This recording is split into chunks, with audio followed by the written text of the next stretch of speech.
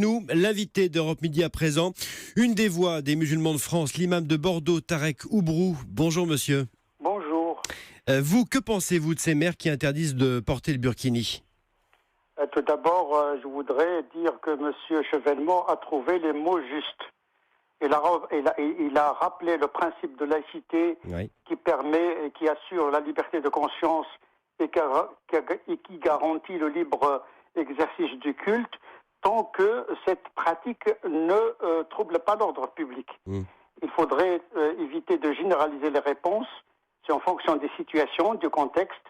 Et donc il faut être très souple, ferme sur les principes, souple sur l'application de ce principe.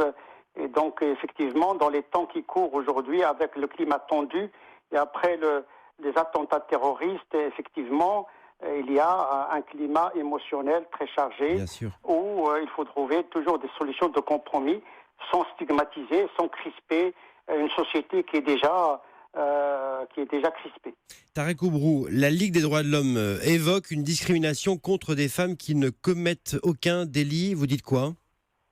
Écoutez, si on s'en tient au droit, les gens sont libres de s'habiller comme ils l'entendent, tant que leur comportement ne trouble pas ou ne contrevient pas à l'intérêt général de la société. Derrière cette polémique, il y a, on l'a vu en Corse notamment, des tensions au sein même de la population. Ça vous inquiète? Écoutez, il faut des paroles d'apaisement, que ce soit les paroles des politiques Mais ou elles les ne sont paroles pas des entendues religieux. visiblement. Elles Pardon? ne sont pas entendues visiblement, ces paroles Mais d'apaisement. il faut les répéter, il faut les médiatiser.